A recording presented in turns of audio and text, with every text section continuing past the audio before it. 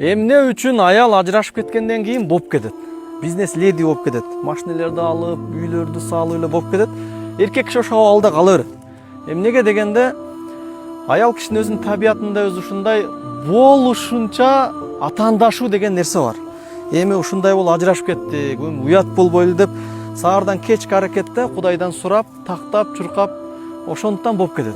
Эми Алла Тааладан нени сурасаң ошону берет да. Мен айтарым андан көрө Алла Тааладан ошо ажырашып электе туруп эле Аллахым үй бүлөмү бекем кыл, балдарым арасында туруктуулукту бер, күйөөмө инсаф бер десе, Алла Таала аны деле бере берет эле да.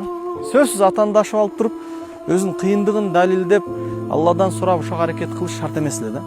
Эми эркек киши неге болуп кетпей коет деген, эркек киши атаандашпайт деле, майлем. Кетти дем болушунча болду депчи.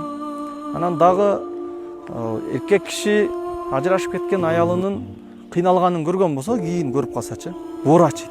Мүмкүн болсо акчалай жардам берет. Колдон келишинче бир камкордукка аракет кылат. Ал эми тетирсинче аял киши мурдагы бывшийин, мурдагы күйөөсүнүн кыйналганын, бомуш болуп кеткенин көргөн болсо, аябай сүйүнүп, ичинесин табас канат да. Жакшы, мен ажырашканмын да. Болсом жүрө берет элем ушинтип депчи. Мына ошондуктан кыска ой болсун, ким болбосун, өтүп кеткен тарыхта бирөөгө жамандык ой болбосун. Бул сөз менен эмне айткым келип атат? Азыркындай туура эмес түшүнүк сиздердики эмес, бул шайтандык. Ошо шайтандын пикирине кирип кетпеш керек дагы. Аял менен эркек өзү бири-бирине күбө милдеттүү эмес, карыз эмес.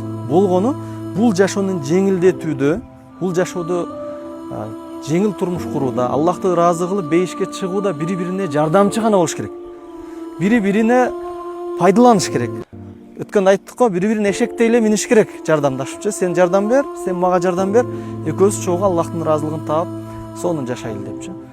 Качан атаандашуу пайда болгондо сен мага мындай милдеттүүсүң, сен милдеттүүсүң дегенде көйгөй жаралат. Мына ошондуктан Алла дейли дагы Аллахтын буйругун жакшылап китептерди карай турган болсок, аят хадистерди, жашоодо аял эркек бири-бирине көмөкчү гана Аллахты ыраазы кылууда.